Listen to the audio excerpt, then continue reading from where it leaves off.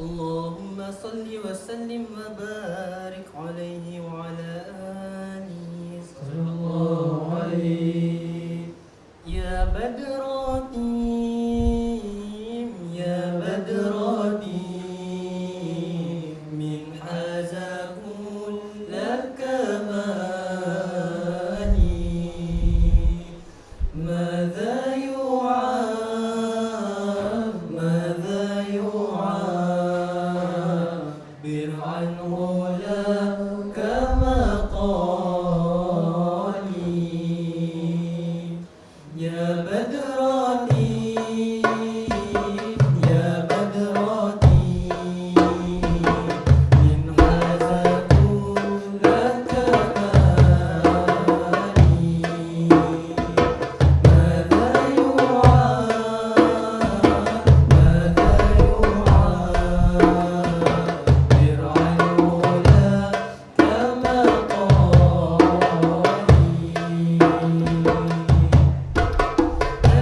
أنت الذي أشرقت في أفق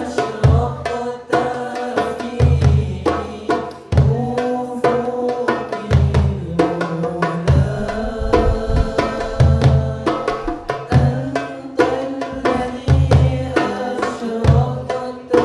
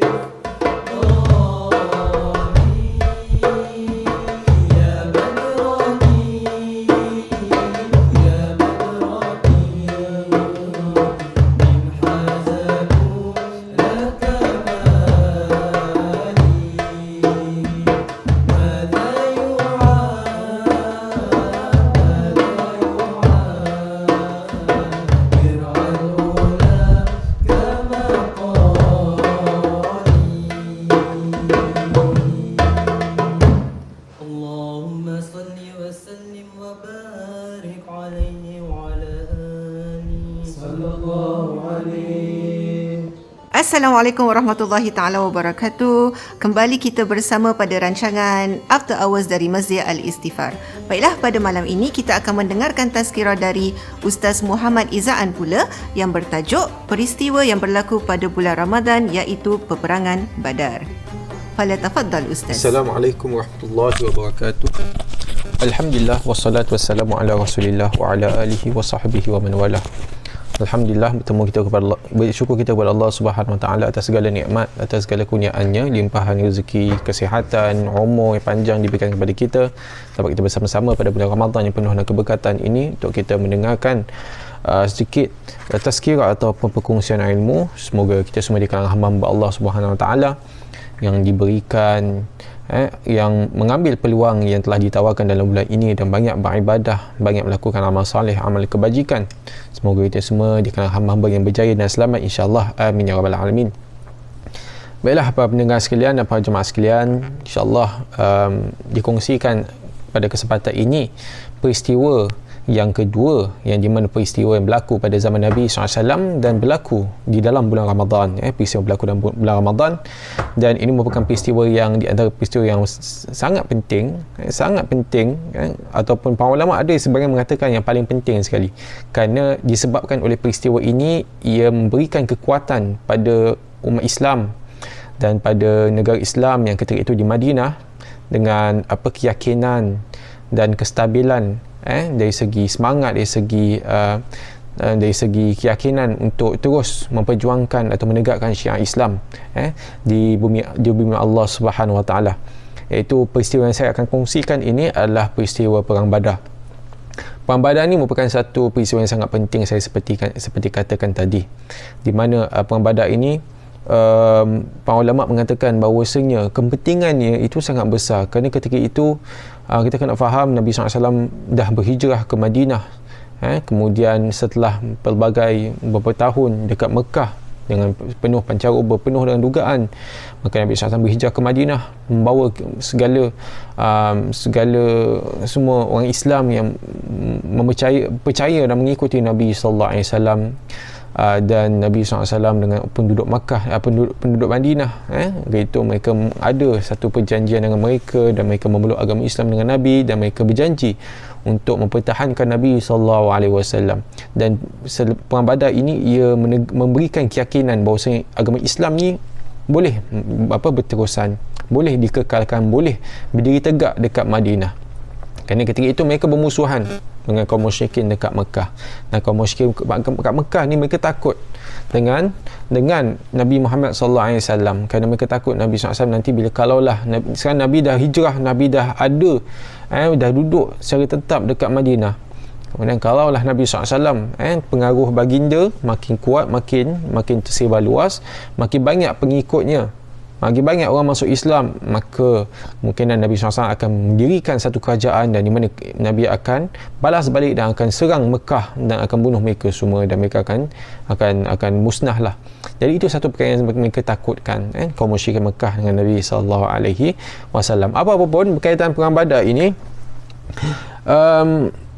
Perang Badar ini seperti saya katakan tadi disebabkan oleh pelbagai sebab-sebab yang sebab ia memberikan keyakinan kepada umat Islam lah bahawasanya mereka ini ada boleh kekal, boleh tegak berdiri di bumi Allah Taala. Dan disebabkan Perang Badar ini, kemenangan dalam Perang Badar, maka agama Islam pun makin naik, makin kuat, makin stabil dekat Madinah. Baiklah, bagaimana peperangan ini berlaku disebabkan oleh satu kafilah. Satu kafilah ini ia dipimpin oleh Sufyan bin Harb, iaitu seorang kata tu businessman ataupun seorang orang trader lah, trader atau businessman, dan dia merupakan salah seorang pemimpin yang ternama dekat Mekah di kalangan kaum musyrikin, yang di mana ketika itu dia berniaga daripada negeri Syam, dan dia membawa kafilah ni sebenarnya satu caravan ataupun sekumpulan satu kumpulan yang di mana membawa binatang tunggangan, dan di atas binatang tunggangan ni semua adalah hasil daripada perniagaan. Mungkin ada emas, mungkin ada perak dan sebagainya, ataupun ada barang yang mahal ataupun yang bernilai, yang di mana merupakan hasil daripada perniagaan yang mereka lakukan dekat Syam. Dan berita sampai kepada Nabi SAW bahawasanya Sufyan bin Harb ni, Sufyan bin Harb merupakan salah seorang daripada pemimpin masyarakat musyrikin Makkah, masyarakat Arab Makkah ni itu, dan dia di antara mereka yang memusuhan dengan Nabi SAW. Dan dia daripada Syam, dia bawa balik ke Makkah hasil perniagaan, keuntungan perniagaan dengan banyak. Itu apa yang diberi Nabi SAW terima maklumat ini.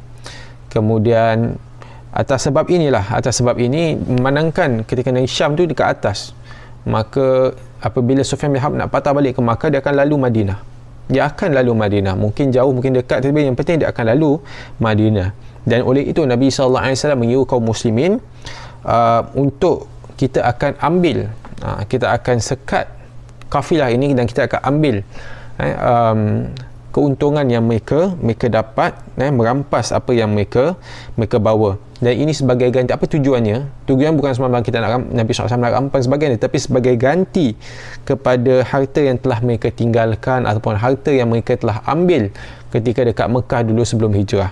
Iaitu kaum muslimin, mereka hijrah ke Madinah daripada Mekah. Mereka tinggalkan segala harta benda mereka.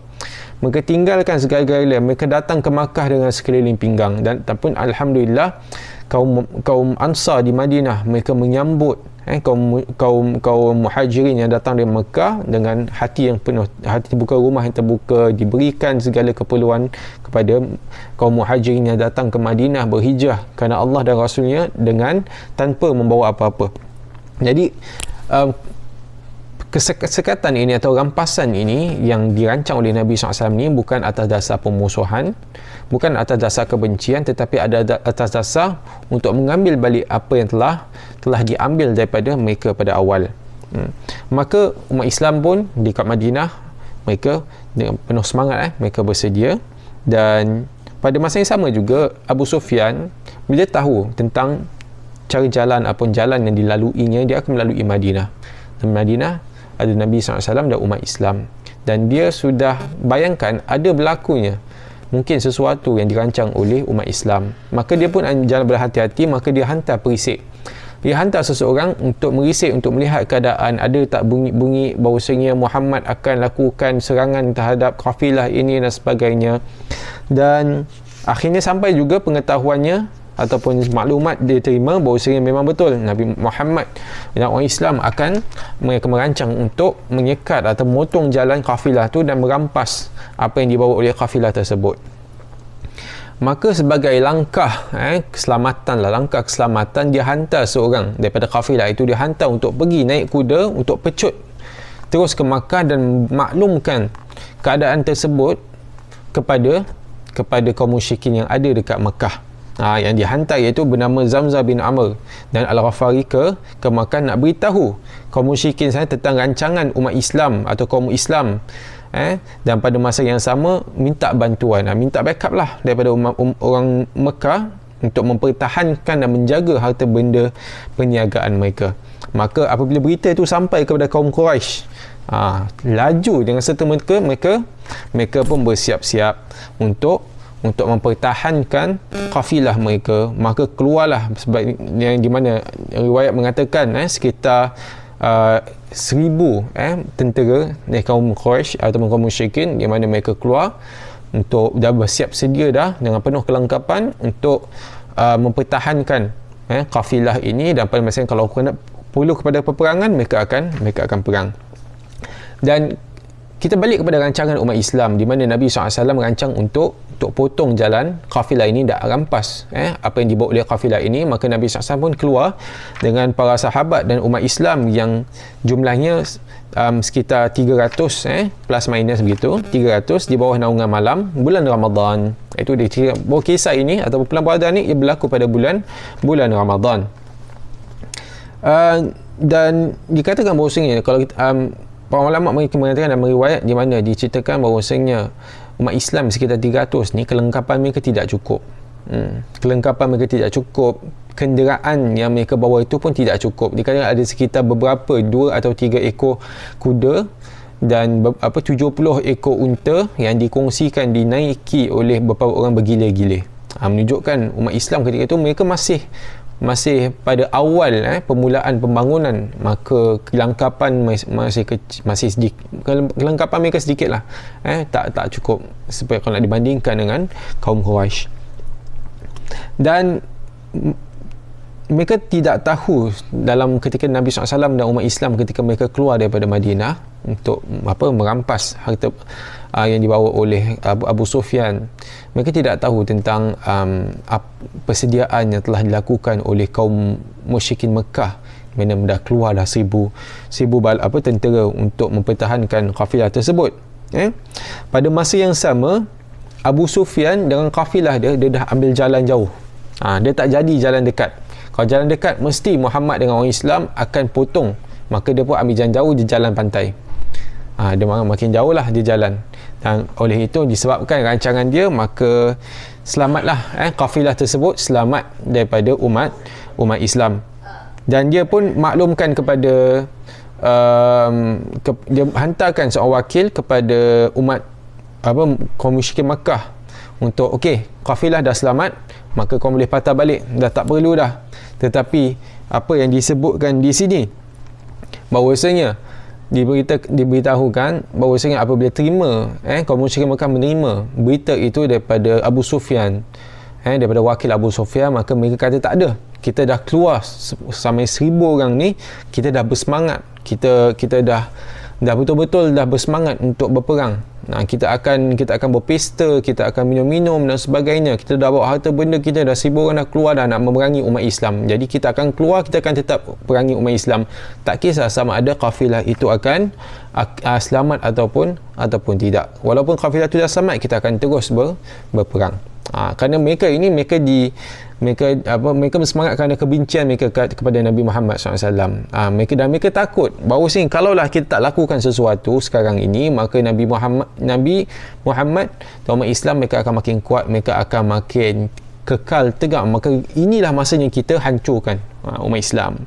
Sebab itulah sebab itu mereka bersemangat, mereka tak patah balik walaupun kafilah itu dah selamat. Maka apabila berita itu sampai kepada Nabi SAW bahawasanya kaum musyrikin Makkah dah bersedia dengan 1,000 tentera untuk memerangi umat Islam walaupun kafilah itu dah selamat, maka di sinilah adalah salah satu daripada akhlak sifat Nabi SAW sebagai pemimpin yang sangat mulia, iaitu Nabi meminta pendapat ataupun bermusyawarah dengan para sahabat, nak minta pendapat dan idea para sahabat Nabi SAW di kalangan kaum Muhajirin dan Ansar. Maka ramai di kalangan sahabat mereka menyokong di mana Nabi SAW memang tujuannya, Nabi SAW kata apakah yang perlu kita lakukan kepada para sahabat. Maka seorang sahabat bernama Al-Miqdad bin Amr dia mengatakan, wahai Rasulullah, teruskanlah, kami akan ikut apa yang telah Allah Subhanahu Wa Taala perintahkan dan kami akan bersama-sama denganmu. Kerana mereka di kalangan para Muhajir dan Ansar, mereka telah berbaiat, mereka telah berjanji untuk bersama dengan Nabi SAW dalam keadaan susah, dalam keadaan senang, dalam keadaan perang, dalam keadaan aman dan sebagainya. Kemudian Nabi SAW lepas dengar apa yang disebut oleh Miqdad, Nabi paling kepada yang lain. Nabi kata, yang hadir yang lain, berikanlah pendapat kamu.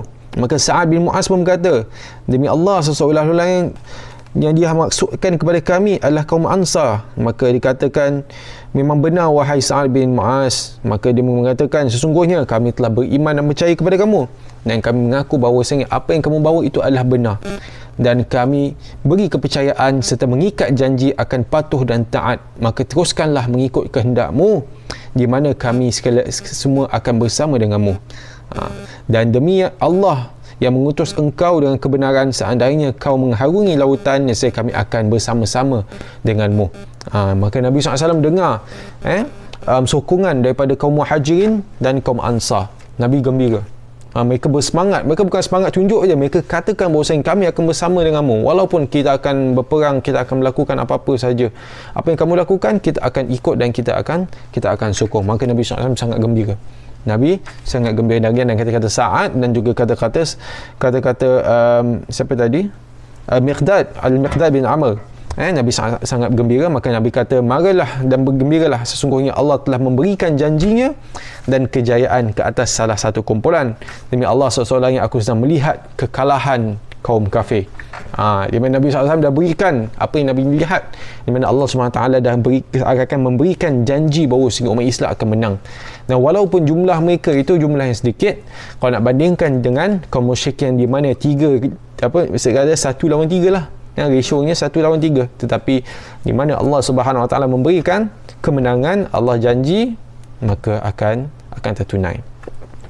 Kemudian setelah itu Nabi SAW pun, kita boleh bayangkan ketika ini di mana kedua-dua pasukan telah datang makin dekat, tapi dia bukan peperangan zaman dahulu ini. Mereka akan bersiap sedia, ini adalah adat mereka akan bersiap sedia, mereka akan berbaris hadapan, mereka akan berkumpul, mereka akan berkemah atau bermalam dekat satu tempat, di mana mereka tak adalah kacau satu sama lain. Mereka akan berkemah, dan bila datang waktu siang baru mereka akan bangun, bersiap sedia, dan mereka akan bertarung macam gitu. Ni kita tengok dalam cerita-cerita lah. Kemudian setelah itu Nabi SAW pun menghantar pengintip untuk melihat keadaan kaum musyrikin, nak dapatkan maklumat tentang mereka, berapa jumlah mereka, siapakah di kalangan mereka yang ada, apakah kelengkapan mereka dan sebagainya. Dan ini merupakan taktik ini bukan taktik peperangan yang ada yang Nabi SAW lakukan. Jadi Nabi SAW ni bukan sahaja perusaha Allah Subhanahu Wa Taala, tapi pada masa yang sama baginda merupakan seorang pemimpin, seorang panglima tentera yang berwibawa, yang mempunyai ilmu tentang hal ini. Jadi seorang pemimpin, saya tengah cakap ni, pemimpin dia bukan sebaiknya bukan sahaja seorang yang mempunyai satu keilmuan dalam satu hal, ilmu pemimpinan saja. Kerana ilmu pemimpinan dalam macam-macam hal. Pemimpinan dalam tenteraan, ketenteraan, kepemimpinan dalam pengurusan negara, pemimpinan dalam menjaga hal ehwal masyarakat, sebagai seorang suami, sebagai seorang pesuruh Allah SWT yang menegakkan agama Islam. Jadi Nabi SAW ni 100% komplit, mempunyai segala sifat-sifat yang menjadikan baginda sebagai seorang insan yang sempurna, seorang insan yang patut kita ikut, yang patut kita teladani. Jadi apa yang berlaku di sini selepas itu, maka pihak Abu Sufyan juga ataupun kaum musyrikin juga, mereka pun hantar pengintip mereka untuk mendapat maklumat tentang umat Islam. Maka mereka lihat bahawa umat Islam cuma beberapa saja, tidak sampai jumlah mereka 300 lawan 1000. Nah, kelengkapan mereka juga tidak cukup, sekadar ala-ala kadar saja.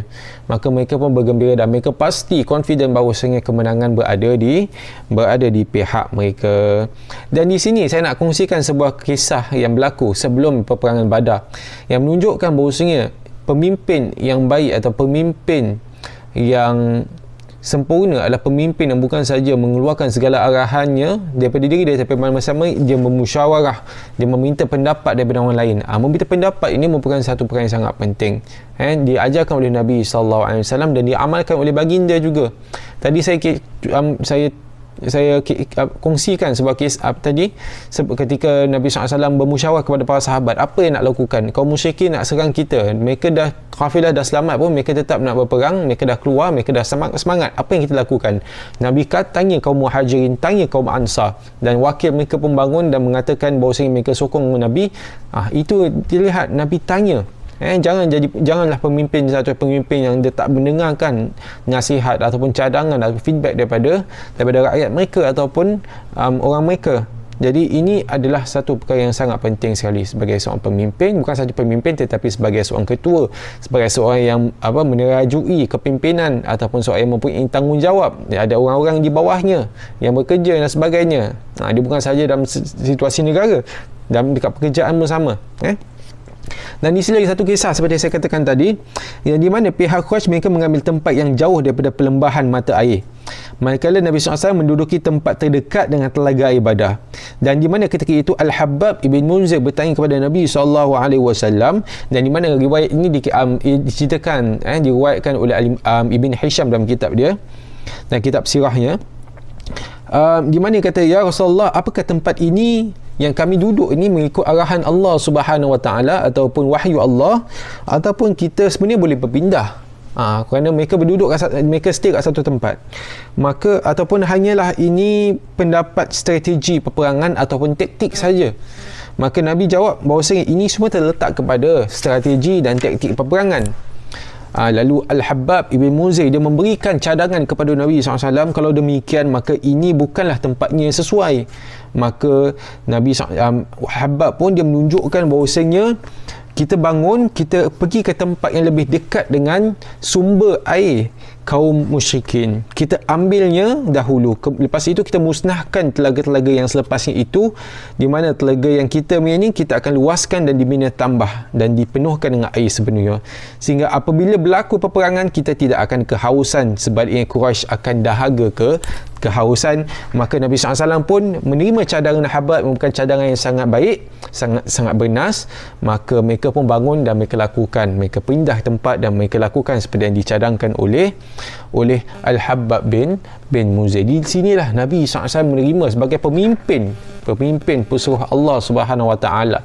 sebagai seorang panglima, tetapi Nabi menerima cadangan daripada para sahabat yang lain, yang di mana selagi mana apa cadangan itu ia bukanlah bertentangan dengan wahyu ataupun memang diperintahkan oleh Allah, selagi mana ia berkaitan taktik, berkaitan strategi, selagi mana ada ruang untuk dibahaskan ataupun dibincangkan, maka Nabi akan buka ruang tersebut.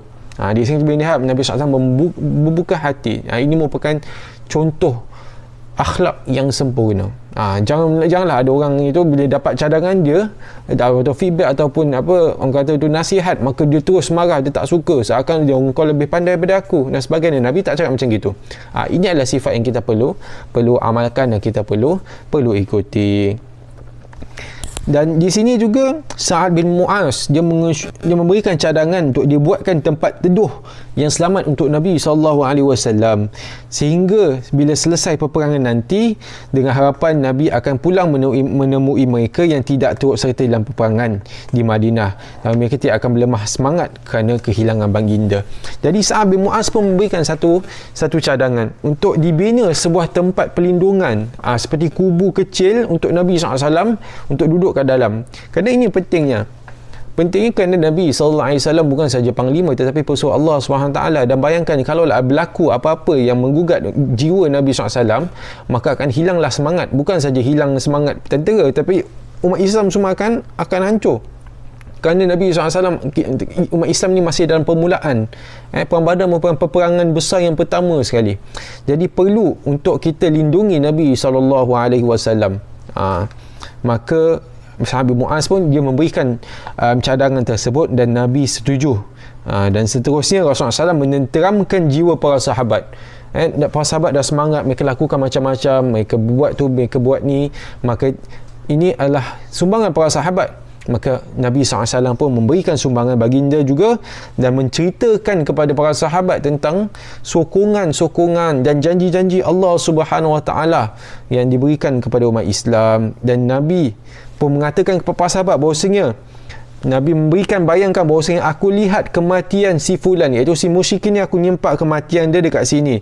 Kemudian lagi satu orang ini dia akan mati di sini, bunuh di kalangan kaum musyrikin.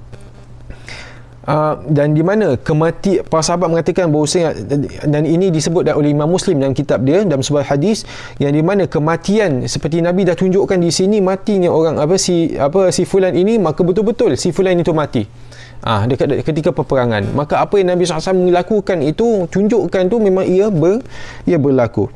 Kemudian Nabi SAW memohon restu daripada Allah Subhanahu Wa Taala di sebelah petang malam Jumaat tanggal 17 Ramadan dengan kalimatnya, iaitu Nabi SAW berdoa, wahai ya Allah, ini adalah kaum musyrikin Quraisy yang datang dengan segala keangkuhan dan kesombongan untuk mencabarku dan mendustai Rasul, mencabar kau wahai Allah dan mendustai aku sebagai Rasul.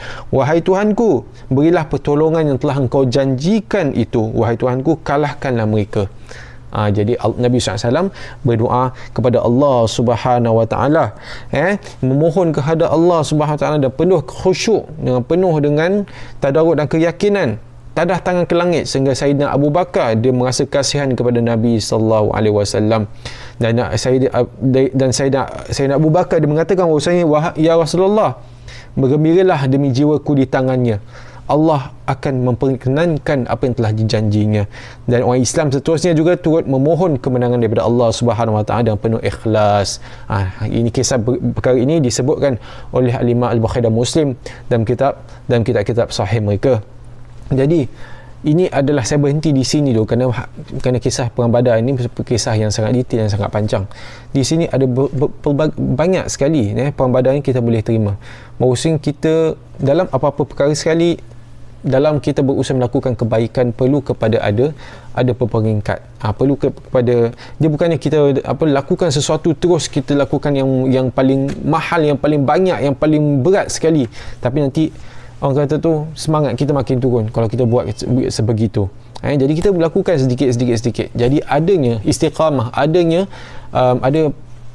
penerusan dalam kita lakukan walaupun sedikit, kerana Nabi SAW bersabda bahawasanya benda sesuatu yang paling baik sekali, ahabul amal ilallah adwamu hawain qalla.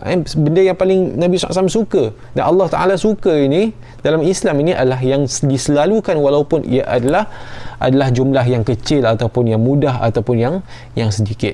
Dan kedua adalah kita bermusyawarah, kepentingan kita meminta pendapat dan cadangan, kerana kita kadang tak tahu, mungkin cara fikiran kita begitu tetapi ada yang lebih baik.